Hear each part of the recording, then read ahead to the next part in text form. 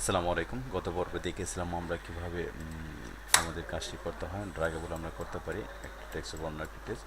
So আজ আমরা দেখব যে উইজেটগুলো কিভাবে কাজ করতেছে, অ্যাকর্ডিং উইজেটগুলো আমরা দেখে থাকি যে অ্যাজ ইউজুয়াল অনেকগুলো সাইটে দেখে থাকি যে আমাদের এভাবে কাজগুলা যে উইজেটগুলো কাজগুলো করে সেই উইজেটগুলো আমরা দেখব।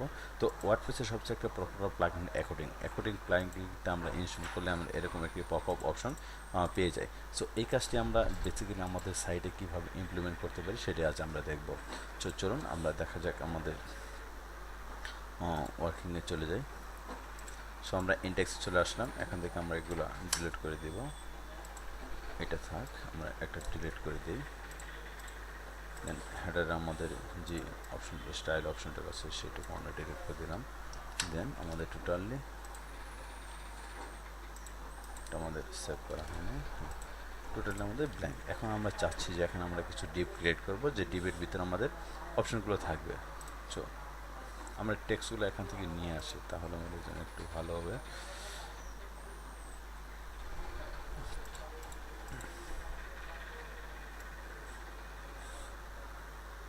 তাহলে আপনাদের একটু ক্লিয়ার বোঝানো যাবে যে বিষয়টা কি করতেছে এখানে।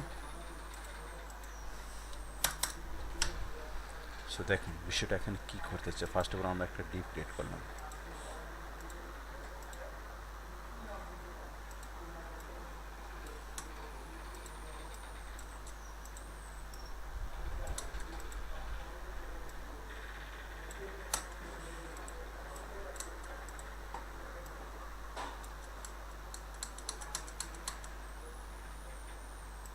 আচ্ছা, আমরা একটা ডিপ ক্রিয়েট করলাম। এই ডিপের আইডিতে আমরা কি সরি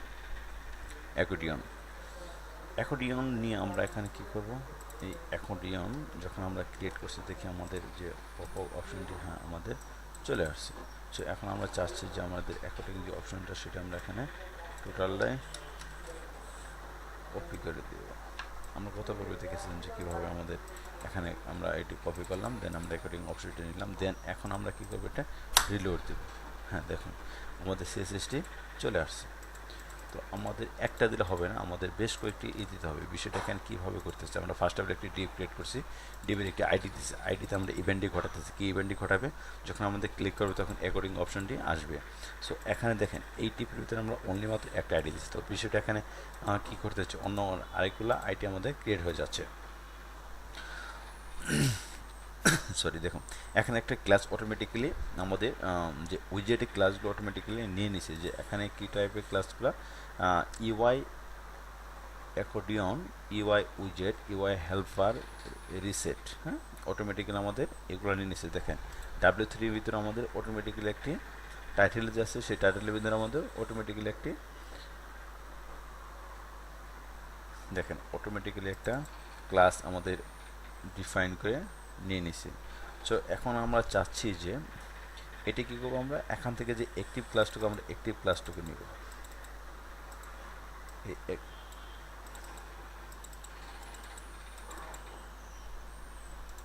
আমরা কীভাবে অ্যাক্টিভ ক্লাসটুকু নিব। আচ্ছা অ্যাক্টিভ ক্লাসটুকু নিয়ে আমরা এখানে এসে হ্যাঁ এখানে এসে হেডারের ভিতরে আমরা কী করবো, সিএসএস ভিতরে আমরা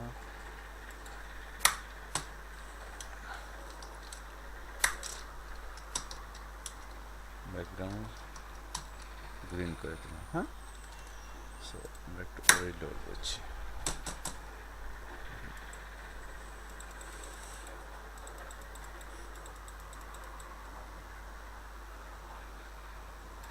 অথবা আমরা এটিরে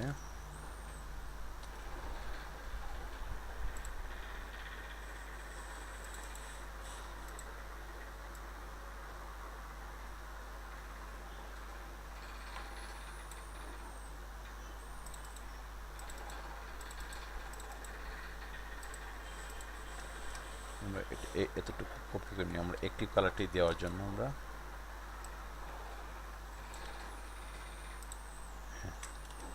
একটু কপি করে নিলাম, দেন যখন ক্লিক করবো আমাদের কালারটি ইভেন্টলি ঘটতেছে না।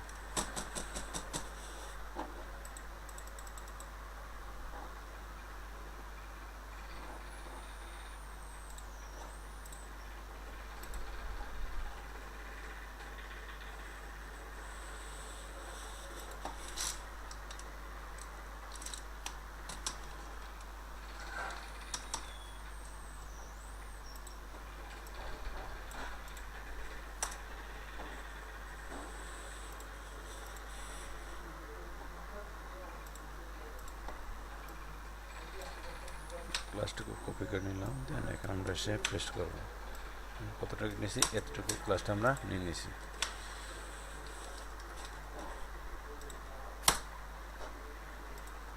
দেখেন আমাদের ক্লাসটি এটি আমাদের কল হয়ে গেছে। সো এখন কি করব, আমরা আরও কয়েকটা এরকম ট্যাগ ক্রিয়েট করব।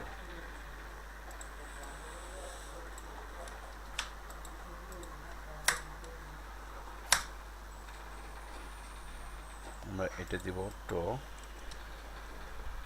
এবং 3, দেন আমরা কি করব, এটা ডাইনামিকলি আমাদের হয়ে গেছে। সো এখন থেকে আমরা এটা ক্লিক করলে আমাদের উঠতেছে। সো অ্যাকর্ডিয়ন যে কাজটি সেটা আমরা ইউজুয়ালি আমরা এখান থেকে করতে পারতেছি। সো এখন আমরা চাচ্ছি যে এই যে টাইটেলগুলো আছে সেই টাইটেলগুলোর উপর আমরা কি করব। সো দেখুন আমরা চাচ্ছি যে এই লাস্টের যে ডিপটা আছে সেই ডিপের ভিতরে কি ইউএল এলআই আমরা অ্যাড করব। সো দেখা যাক UL this is title. So দেখি আমাদের হচ্ছে কিনা।